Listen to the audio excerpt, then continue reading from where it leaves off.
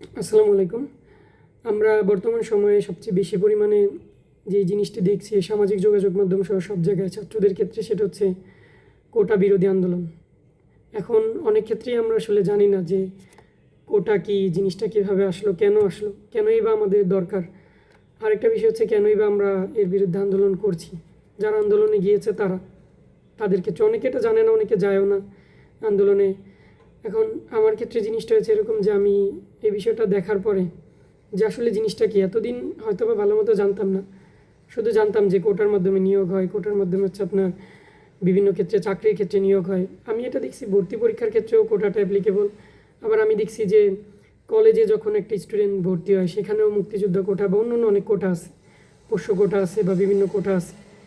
তো এই যে এই কোটাগুলো আসলে কীভাবে কাজ করে, তার আগে জানা দরকার হচ্ছে এই কোটার ইতিহাসটা কি, আসলে এই কোটা কেন আসছে, আর এই কোটা আপনার বর্তমান সমাজের ক্ষেত্রে কতটুকু ভ্যালিড, তারপর হচ্ছে এই কোটা অন্য অন্য দেশে আছে কি না, তারপরে এই কোটাটা কিভাবে কাজ করে। এখন দেখেন, সর্বপ্রথম যদি আমি আসি একদম বেসিকে, যে কোটা জিনিসটা আসলে কি, কেন দেওয়া হয়েছে এটা পরে। কোটা জিনিসটা হচ্ছে আপনার মনে করেন যে একটা পরীক্ষা বা যে কোনো একটা জায়গায় নিয়োগের ক্ষেত্রে আপনার 100টা সিট আছে। ওই 100টা সিটের মধ্যে আপনার ফিল আপ করার ক্ষেত্রে যদি বলা থাকে যে কোটায় হচ্ছে 50% আর হচ্ছে মেধার ভিত্তিতে 50%, তাহলে আপনার মেধার ভিত্তিতে নিতে হবে 50%, আর বাদ বাকি যে 50% ওটা আপনার কোটা দিয়ে ফিল আপ করতে হবে। অর্থাৎ ওই কোটার যে সিটগুলো আছে, ওই সিটগুলোর যে দাবিদার, তারা যদি মেধাবীদের থেকে কম নাম্বারও পায়, তারপরেও যেহেতু ওই সিটগুলো তাদের দিয়ে ফিল আপ করা লাগবে, অর্থাৎ আপনার ওইখানে তাদেরকেই নিয়োগ দেওয়া লাগবে। অর্থাৎ মনে করেন যে মেধা দিয়ে বা আপনি যদি নিয়োগ পেতে চান বা ওইখানে যদি যুক্ত হতে চান, তাহলে আপনার 100-র মধ্যে যদি 60 মার্ক পান তাহলে আপনি ওইখানে যুক্ত হতে পারবেন। কিন্তু একজন যিনি হচ্ছে কোনো একটা বিশেষ সুবিধা অথবা কোটায় দাঁড়িয়ে আছে, সে যদি ওইখানে দেখা গেছে যে ওই 50টা সিটের মধ্যে সে যদি 40, 45 বা 50ও পায়, তাহলে সে দেখা গেছে ওইখানে অ্যাপ্লিকেবল হবে, অর্থাৎ সে ওইখানে যুক্ত হতে পারবে। সেক্ষেত্রে একজন মেধাবী যদি 55 মার্কও পায়, তাহলে তার যেহেতু 60 মার্ক লাগতো, সেহেতু যদি 55 মার্কও পায় তাহলে সে হইতে পারবে না। কেন হইতে পারবে না? কারণ 60 মার্কস পর্যন্ত তার ওইখানে কি সম্পূর্ণ সিট ফিল আপ হয়ে গেছে। এটা হচ্ছে মেন বিষয় আমি যেটা দেখতে পারছি। এখন দেখেন, মেনলি আমাদের দেশের প্রেক্ষিতে কোটার ইতিহাসটা কি, কোটা আসলে কেন দেওয়া হয়েছিল। আমরা তো সবাই জানি যে 1971 সালের যে মহান মুক্তিযুদ্ধ, সেখানে আমাদের যে মুক্তিযোদ্ধারা রয়েছে, তাদের যে এই জীবনের ত্যাগের বিনিময়ে আমরা আমাদের যে বাংলাদেশ, এই স্বাধীন বাংলাদেশ পেয়েছি। তাদের প্রতি গভীর শ্রদ্ধা জানাই। তারা হাজার বছরের শ্রেষ্ঠ বাঙালি অবশ্যই। তাদের প্রতি সম্মান এবং শ্রদ্ধা আমাদের আজীবনে কখনো কমবে না এবং তাদের জন্য আমরা দোয়া করি। তো সেই ক্ষেত্রে 1971 সালের যুদ্ধের পর আমাদের বাংলাদেশের অবস্থাটা কী ছিল? অবস্থাটা ছিল এরকম যে আপনি সব জায়গা থেকে সবাই সমান পরিমাণে সুযোগ সুবিধাটা পেত না, এবং আপনার সমাজ সংস্কারের জন্য আপনার প্রত্যেকটা অঞ্চল বা প্রত্যেকটা সেক্টর থেকে মানুষ প্রয়োজন ছিল, যারা ওই অঞ্চল বা ওই সমাজকে প্রতিনিধিত্ব করবে এবং ওই অঞ্চলের যে সকল সমস্যাবলী আছে, এই সকল সমস্যাবলী উত্তরণের জন্য বিভিন্ন ধরনের কার্যক্রম হাতে নেবে। এই জন্য আমাদের যেই প্রথম দিকে আমাদের যেই সম্পূর্ণ রাষ্ট্র ব্যবস্থা, এই রাষ্ট্র ব্যবস্থা অনুসারে সেইখানে আমাদের কোটাভিত্তিক কিছু বন্টন হয়েছিল। ওই কোটাভিত্তিক বন্টনের মধ্যে যদি আপনি দেখেন, তখন সর্বপ্রথম 1972 সালের 5 সেপ্টেম্বর হচ্ছে সর্বপ্রথম কোটাটা দেওয়া হয়। সেখানে 20% হচ্ছে মেধার ভিত্তিতে, 40% হচ্ছে জেলা ভিত্তিতে এবং 30% হচ্ছে মুক্তিযোদ্ধাদের দেওয়া হয়েছিল। তো এই যে 90% আর 10% দেওয়া হয়েছিল হচ্ছে আপনার ক্ষতিগ্রস্ত যে সকল নারীরা ছিল তাদের জন্য। অর্থাৎ বাংলাদেশ সম্পূর্ণভাবে সুন্দরভাবে পুনর্নির্মাণ করার জন্য আপনার এরকম কোটা ভিত্তিক বন্টনটা হয়েছিল, যাতে সবাই সুযোগ সুবিধাটা ঠিকঠাক মতো পায়।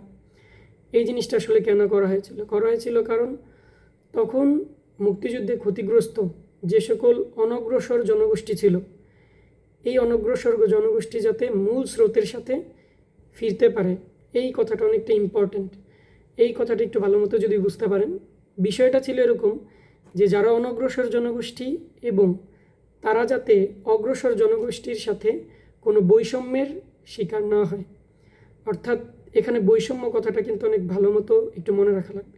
বৈষম্যের শিকার যাতে না হয় এই কারণে তাদেরকে কোটা দিয়ে আপনার মূল স্রোতে ফিরিয়ে আনাই হচ্ছে এর মূল উদ্দেশ্য। এখন এই অনগ্রসর জনগোষ্ঠী যারা রয়েছে তাদেরকে দেওয়া হয়েছিল। এরপর হচ্ছে মুক্তিযুদ্ধে ক্ষতিগ্রস্ত যে সকল জনগোষ্ঠী রয়েছে বা তাদের যে সন্তান সন্ততি বা তাদের সুবিধার জন্য এই জিনিসটা দেওয়া হয়েছিল। এখন আপনি যদি চিন্তা করেন, হ্যাঁ অবশ্যই সামাজিক প্রেক্ষাপট বিবেচনায় তখন আমাদের এই কোটাটা আসলে দরকার ছিল আমাদের সমাজ সংস্কারের জন্য এবং সমাজের সকল শ্রেণী মানুষ যাতে বৈষম্যের শিকার না হয় এই জন্য। কোটা সংস্কারের ইতিহাসের দিকে যদি আপনি তাকান তাহলে সর্বপ্রথম 1972 সালের 5 সেপ্টেম্বর দেওয়ার পর 1997 সালের 17ই মার্চ আমাদের এই যে কোটা, এই কোটাটার আরেকটা সংস্কার আসে, মাঝে সংস্কার আসে। এটা যদি একটা সংস্কার ধরি তখন কি করা হয়, প্রথম শ্রেণী এবং দ্বিতীয় শ্রেণীর চাকরির ক্ষেত্রে কোটার সংস্কার আলাদা করা হয় এবং তৃতীয় এবং চতুর্থ শ্রেণীর কোটার ক্ষেত্রে সংস্কারটা আলাদা করা হয়। 1997 সালের 17ই মার্চ কোটার যে সংস্কার করা হয় সেখানে মহিলাদের 10%, ক্ষুদ্র নৃগোষ্ঠী 5% এবং জেলার সাধারণ জনগণ 10% এবং 30% হচ্ছে মুক্তিযোদ্ধাদের। তখন একটা জিনিস নতুন করে অ্যাড করা হয় যে যদি মুক্তিযোদ্ধাদের না পাওয়া যায় তাহলে তাদের পুত্র এবং কন্যাদের জন্য হচ্ছে সেই কোটা অ্যাপ্লিকেবল হবে, অর্থাৎ মুক্তিযোদ্ধা না পাওয়া গেলে তাদের যে সন্তান তাদের জন্য। এবং 2011 সালে 16ই জানুয়ারি নতুন করে আরেকটা সংশোধনী আনা হয়। সেখানে হচ্ছে পুত্র এবং কন্যা তাদের যদি না পাওয়া যায় তাহলে নাতি নাতনিদের হচ্ছে এই কোটার অন্তর্ভুক্ত করা হবে। প্রথমে দেওয়া হয়েছিল মুক্তিযোদ্ধাদের যাতে তাদের সন্তানদের সুবিধার জন্য, পরবর্তীতে মুক্তিযোদ্ধাদের থেকে তাদের যে পুত্র এবং কন্যা অর্থাৎ তাদের সন্তান সন্ততি, এবং এর পরবর্তীতে 2011 সালের 16ই জানুয়ারি হচ্ছে পুত্র কন্যা যদি না হয় তাহলে হচ্ছে নাতি নাতনিদের হচ্ছে দেওয়া হবে এই জিনিসটা জেনারেশন বাই জেনারেশন। এবং 2018 সালের 6 মার্চ আরেকটা আমরা হচ্ছে সংশোধনী দেখি। এরপরে আমরা 2018 সালের যে আন্দোলন, এই আন্দোলন দেখি যে সর্বাত্মক সারা বাংলাদেশে কীভাবে অনেক বড় করে আন্দোলন হয়েছিল এবং এই 2018 সালের আন্দোলনের পরে কী কী সিদ্ধান্ত হয়েছিল এটাও বলার চেষ্টা করব বা বলবো এখন। আচ্ছা, 2018 সালের আন্দোলনের দিকে যদি আমি যাই, অর্থাৎ 2018 সালের আন্দোলনের দিকে যদি আমি যাই তাহলে এখানে একটা জিনিস দেখবেন, আমি সরাসরি মনে করেন উইকিপিডিয়াতে গেলাম যে 2018 সংস্কার কোটা সংস্কার আন্দোলন।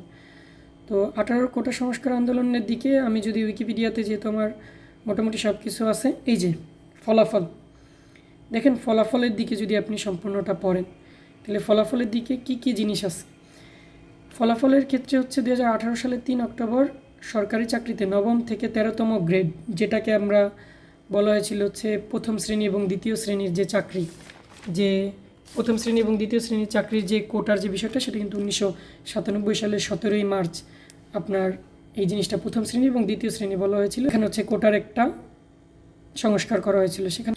এবার দেখেন এখানে 2018 সালের 3 অক্টোবর 2018 সালের 3 অক্টোবর সরকারি চাকরিতে নবম থেকে 13তম গ্রেড যেটা আছে, এই 13তম গ্রেডের নিয়োগের ক্ষেত্রে কোটা ব্যবস্থা বাতিল করার প্রজ্ঞাপন জারি করে। 2019 সালের 30 জুলাই সরকার জানায় যে প্রথম এবং দ্বিতীয় শ্রেণীর ক্ষেত্রে নিয়োগের ক্ষেত্রে বিভিন্ন ক্ষেত্রে বর্তমানে কোনো কোটা বহাল নেই। তৃতীয় এবং চতুর্থ শ্রেণীর পদে কোটা বহাল আছে, এটা। এরপরে বলছে যে যদি সংশ্লিষ্ট কোটায় না পাওয়া যায় তাহলে হচ্ছে সাধারণ প্রার্থীর মেধা তালিকা দ্বারা পূরণ করা হবে। অর্থাৎ 2020 সালের 20 জানুয়ারি কোটার বিষয়ে আগের জারি করা যে পরিপত্র, এই পরিপত্র স্পষ্ট করার পাশাপাশি মন্ত্রিসভার বৈঠকে জনপ্রশাসন মন্ত্রণালয়ের দেওয়া সরকারি চাকরিতে অষ্টম বা তার উপরের পদে সরাসরি নিয়োগে কোটা বাতিলের প্রস্তাব অনুমোদন দেওয়া হয়। এই যে একটা জিনিস দেখেন, কোটা বাতিলের প্রস্তাব কি অনুমোদন দেওয়া হয় এখানে। এরপরে 2024 সালের জুন মাসে বাংলাদেশে হাইকোর্ট বাতিলকৃত কোটা পুনরায় বা বহাল করে, যার ফলে পুনরায় আন্দোলন ছড়িয়ে পড়ে এবং ছাত্রছাত্রীরা বিভিন্ন হল থেকে শুরু করে শাহবাগ চত্বরে সমবেত হয়। এইবার আপনি একটা জিনিস চিন্তা করেন যে কেন আমার এই যে আন্দোলনটা, এই আন্দোলনটা আবার নতুন করে হলো। অর্থাৎ যখন আপনি একবার এটার পরিপত্র জারি করে আপনি যখন এই কোটা বাতিলের প্রস্তাব অনুমোদন দেওয়া হয়, আপনি আবার 2024 সালের জুন মাসে সেই জিনিসটাকে যখন ফেরত আনবেন তখন তো এটার বিরুদ্ধে আবার নতুন করে আন্দোলন হবে, এটা স্বাভাবিক, তাই না?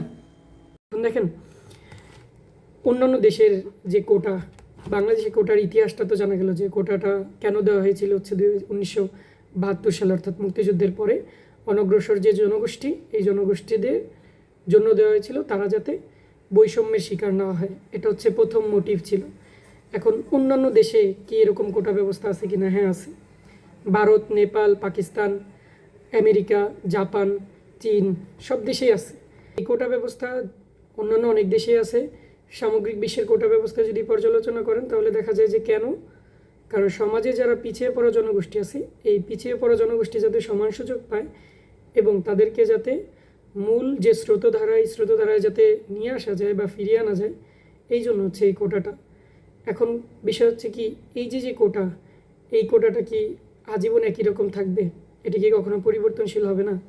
এটা কিন্তু আপনার যে কোটার উদ্দেশ্য, এই উদ্দেশ্যের মাধ্যমেই বোঝা যায়।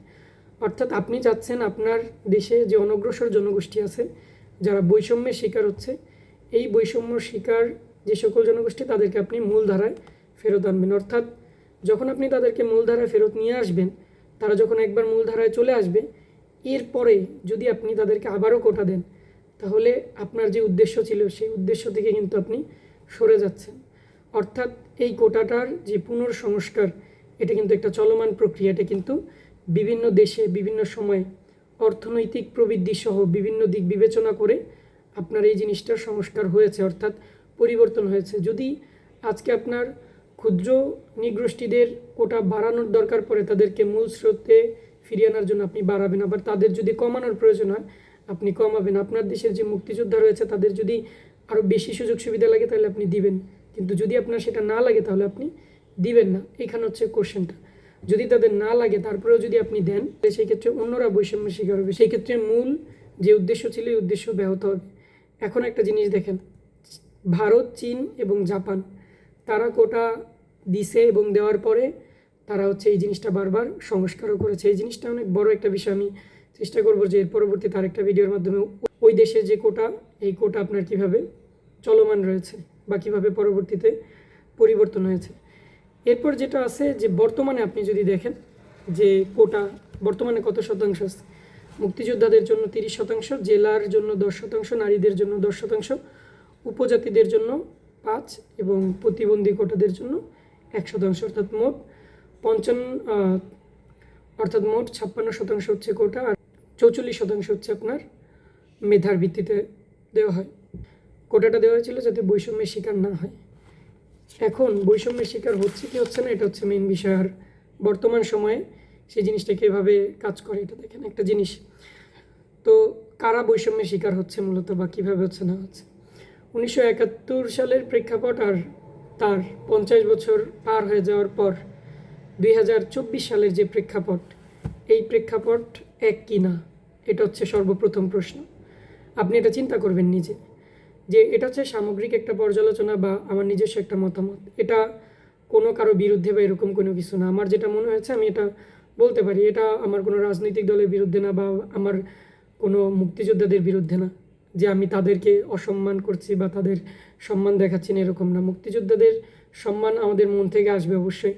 তাদেরকে আমরা মন থেকে শ্রদ্ধা করি এবং ভালোবাসি। তারা যদি যুদ্ধ না করতো তাহলে আমাদের এই দেশ কখনোই গঠিত হতো না, এটা অবশ্যই অস্বীকার করার কিছু নেই। কিন্তু আপনি যদি 1972 সালে যে প্রেক্ষাপটে কোটা দিয়েছিলেন এবং সেটা যদি 2024 সাল এসে আপনি যদি সেই একই প্রেক্ষাপট বিবেচনা করেন, তাহলে আসলে সমস্যাটা কই? দেখেন, আমি বা আমরা সবাই জানি যে আমাদের দেশ এখন কি উন্নয়নশীল একটা দেশ।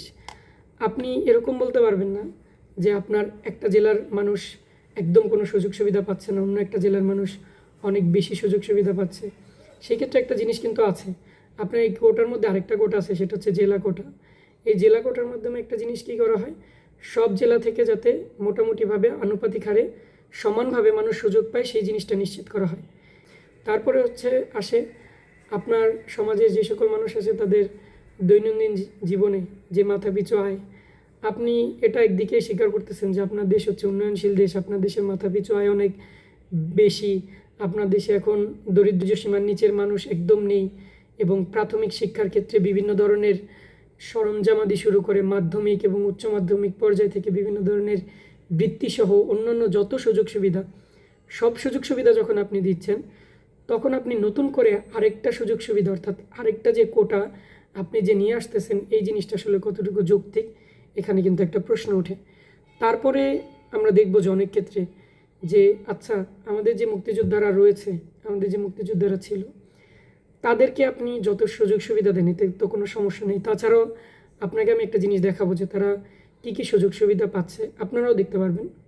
আপনারা যদি একটু লক্ষ্য করেন তাহলে মুক্তিযোদ্ধা কল্যাণ ট্রাস্ট নামে একটা ওয়েবসাইট, এই ওয়েবসাইটে আপনি যাবেন।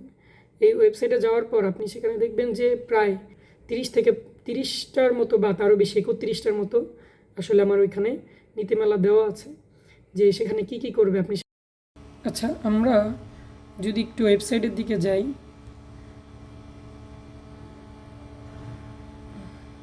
দেখেন ওয়েবসাইটে গেলে যে এখানে যদি আপনি দেখেন ওয়েবসাইটে সার্চ দেওয়ার পর যুদ্ধাহত মুক্তিযোদ্ধাদের সেবাসমূহ, এখানে যদি আপনি প্রেস করেন এখানে একটা লিস্ট আসবে। এই বাংলাদেশ মুক্তিযোদ্ধা কল্যাণ ট্রাস্ট, এটার মধ্যে যদি আপনি আসেন তাহলে আপনি 1 নম্বরে দেখবেন কি যে যুদ্ধাহত মুক্তিযোদ্ধাদের রাষ্ট্রীয় যে সম্মানী যে ভাতা এবং 2 ঈদে 2টি মূল ভাতার যে সমপরিমাণ ঈদ বোনাস, এবং এর পরবর্তীতে আপনি 1 থেকে 4 পর্যন্ত প্রায় সেম দেখবেন। আপনি যদি 5 নম্বরে আসেন তাহলে 5 নম্বরে দেওয়া আছে হচ্ছে আপনার খেতাবপ্রাপ্ত মুক্তিযোদ্ধাদের। এরপর যদি আপনি 5 নম্বরে আসেন তাহলে শহীদ মুক্তিযোদ্ধা পরিবারের জন্য রাষ্ট্রীয় সম্মানী ভাতা এবং 2 ঈদে মূল ভাতার যে সমপরিমাণ ঈদ বোনাস, এটা এখানে দেওয়া আছে। তারপর আপনি 6 নম্বর পড়েন বিশিষ্ট শহীদ পরিবারের জন্য রাষ্ট্রীয় সম্মানী ভাতা প্রদান। 7 নম্বর পড়তে পারেন যে যুদ্ধাহত মুক্তিযুদ্ধ এবং মৃত যুদ্ধাহত পরিবারদের বা মুক্তিযোদ্ধাদের যে কন্যা, এই কন্যাদের বিবাহ ভাতা প্রদান, অর্থাৎ তারা যখন বিবাহ করবে তখন একটা আলাদা ভাতা প্রদান করা হবে। তার পরবর্তীতে আপনি আসেন হচ্ছে 18 নম্বর, এখানে বলা আছে যে মুক্তিযোদ্ধা সন্তান ও নাতি নাতনিদের বঙ্গবন্ধু বৃত্তি প্রদান। 19 নম্বরে আসেন যুদ্ধাহত মুক্তিযোদ্ধাদের সন্তানদের শিক্ষা ভাতা প্রদান করা হবে।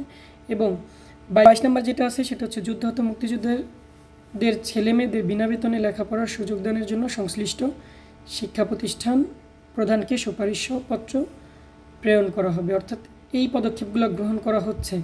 তারপরে আপনি আসেন হচ্ছে 23 নম্বর কী বলা হয়েছে, যুদ্ধাহত মুক্তিযুদ্ধ শহীদ পরিবার এবং মৃত যুদ্ধাহত মুক্তিযুদ্ধ পরিবারের জন্য রেশন কার্ড প্রদান করা। তারপর আপনি 29 নম্বরের দিকে দেখেন সিটি কর্পোরেশন এলাকায় বসবাসরত যুদ্ধাহত মুক্তিযোদ্ধা ও শহীদ মুক্তিযোদ্ধা পরিবারের 1500 বর্গফুট পর্যন্ত নিজস্ব বাড়ির হোল্ডিং ট্যাক্স মৌকুফ এর বিষয়ে সংশ্লিষ্ট কর্তৃপক্ষের যোগাযোগ।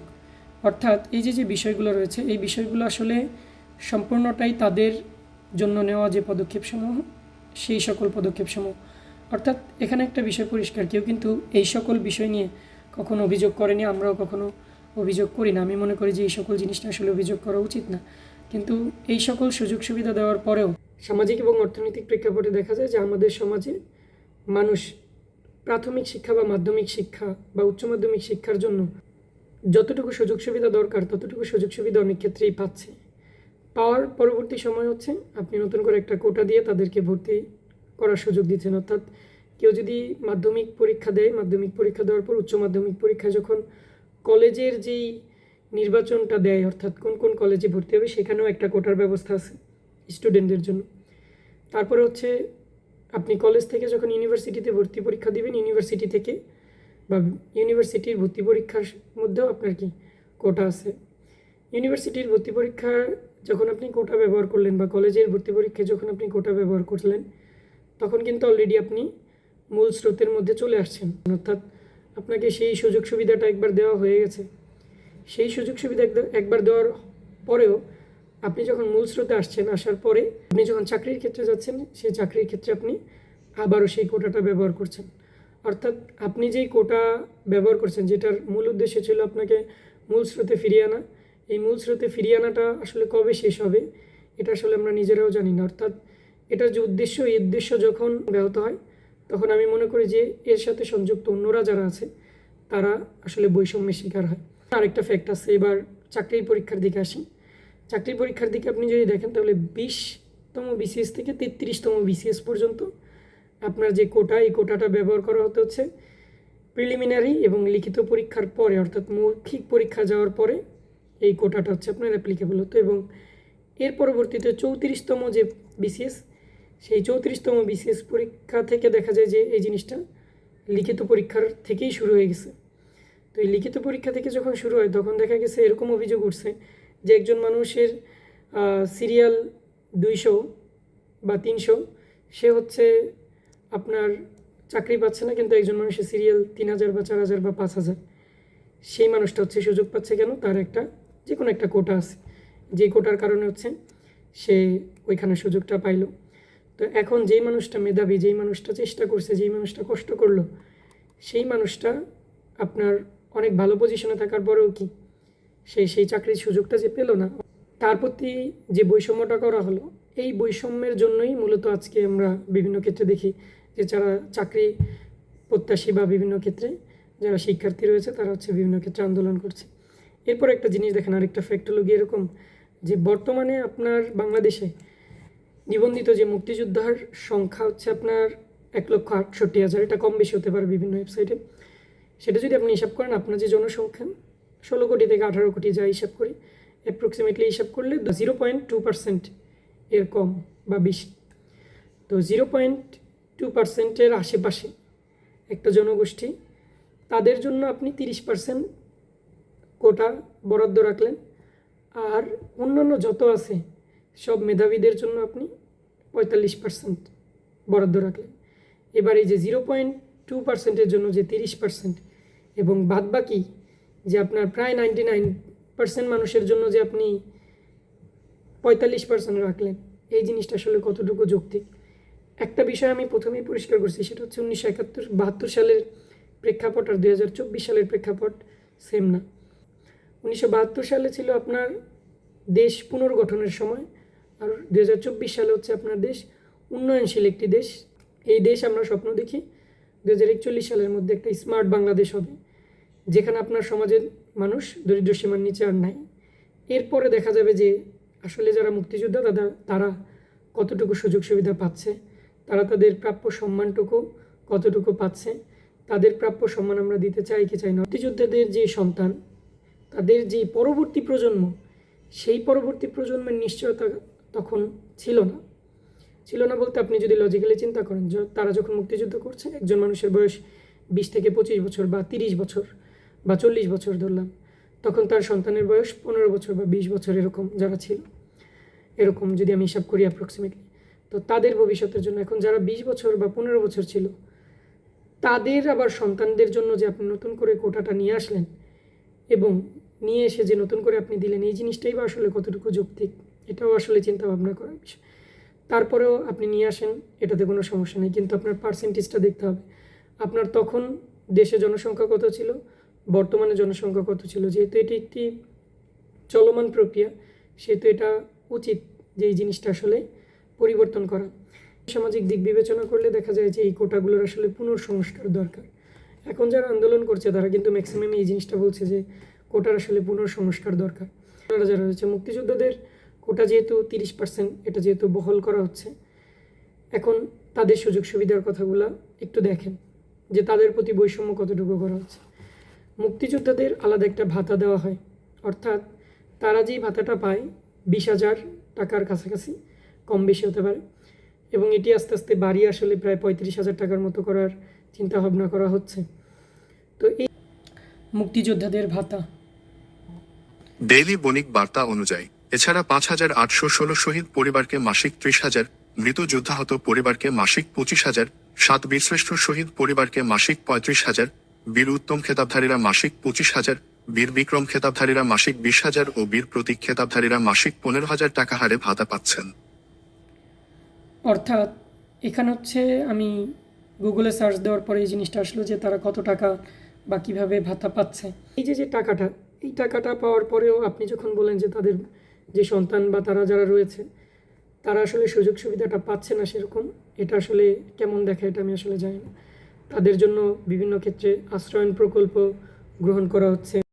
এই জায়গায় যদি আপনি একটা দেখেন, সেটা হচ্ছে অসচ্ছল বীর মুক্তিযোদ্ধাদের জন্য আবাসন নির্মাণ শীর্ষক প্রকল্প যেটা রয়েছে, এই প্রকল্পটা বাংলাদেশের কোন কোন জেলায় রয়েছে এখানে সম্পূর্ণটা দেওয়া আছে। এবং এর পরবর্তীতে এই সব কিছুই আসলে ওয়েবসাইটের তথ্য, এগুলো আসলে সবার জন্য উন্মুক্ত। আমি জাস্ট এখানে বলা বা উল্লেখ করা যে আসলে সুযোগ সুবিধা আসলে কতটুকু আছে কি নেই, তারা আসলে কতটুকু বৈষম্যের শিকার। তাদেরকে বিভিন্ন ক্ষেত্রে বিবাহ ভাতা দেওয়া হয় মুক্তিযোদ্ধার সন্তানদেরকে, তাদেরকে উৎসব ভাতা দেওয়া হয় এবং স্কুলে পড়ার বাবদ বিভিন্ন ক্ষেত্রে তাদেরকে সুযোগ সুবিধা দেওয়া হচ্ছে এবং গণপরিবহনের সুযোগ সুবিধা দেওয়া হচ্ছে।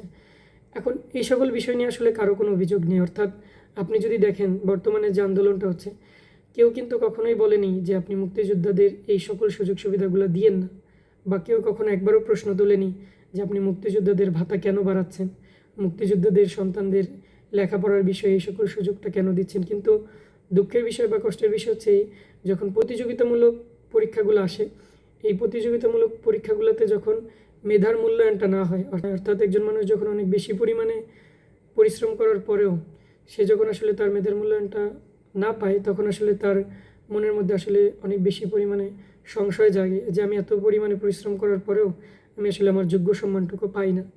না পাওয়ার ফলে কি হয়, আমাদের দেশে যে মেধাবীরা রয়েছে এই মেধাবীরা আস্তে আস্তে এই যে সকল সরকারি চাকরিগুলো রয়েছে এই সকল চাকরিগুলো থেকে অনেক ক্ষেত্রেই মুখ ফিরিয়ে নেয়।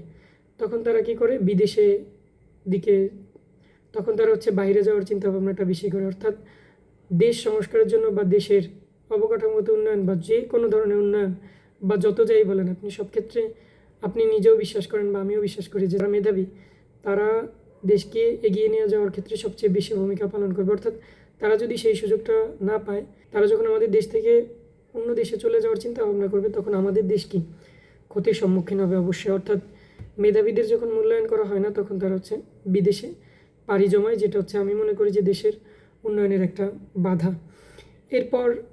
এরপর আরও অনেক দিক রয়েছে। অনেক দিক বলতে এখানে যদি আপনি দেখেন যে আমাদের মুক্তিযুদ্ধ যখন হয়েছিল, এই মুক্তিযুদ্ধের মেইন মোটিভ বা মুক্তিযুদ্ধটি কেন হয়েছিল, যখন বিভিন্ন ধরনের বৈষম্যমূলক আচরণ করা হয়েছিল, অর্থাৎ পূর্ব পাকিস্তান এবং পশ্চিম পাকিস্তানিদের একটা কোটার ব্যবস্থা ছিল।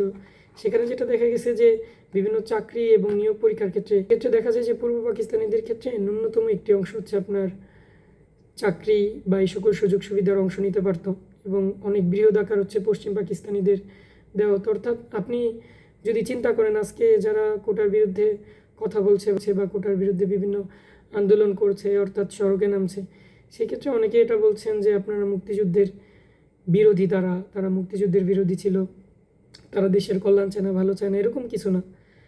যদি আপনি লজিক্যালি চিন্তা করেন তাহলে সেই জিনিসটা তো আবার এখন ফেরত আসছে।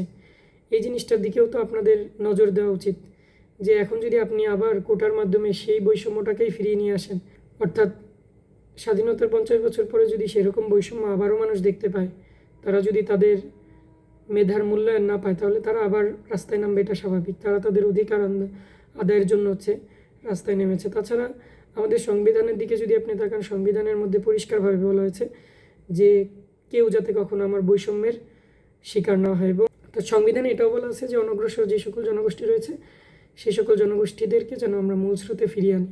অর্থাৎ মূল স্রোতে ফিরিয়ে আনা পর্যন্ত আপনার কাজ। আপনি যেখানে একবার কোটা ব্যবহার করছেন, তখন কিন্তু আপনি অলরেডি একবার মূল স্রোতে চলে আসছেন। আসার পরে যদি আপনি এটা আবার যদি ব্যবহার করেন, তাহলে সেটা কিন্তু যারা ব্যবহার করছে না বা করতে পারছে না তাদের সাথে এটা কি অন্যায় করা হচ্ছে। এই সমগ্র কিছু বিবেচনা করে যদি মনে হয় আপনার বা আপনাদের যদি মনে হয় যে না এই কোটা আন্দোলন আসলে যৌক্তিক, তাহলে আপনি মনে করবেন যে এটা যৌক্তিক। আর যদি আপনার কাছে মনে হয় না যে না এটা যৌক্তিক না, তাহলে আপনি কিভাবে যৌক্তিক না সেই জিনিসটাও আশা করি এক্সপ্লেন করবেন। কিন্তু আমার কাছে মনে হয় যে যদি এটা যৌক্তিক মনে হয়, তাহলে সবার এটাকে সমর্থন করা উচিত।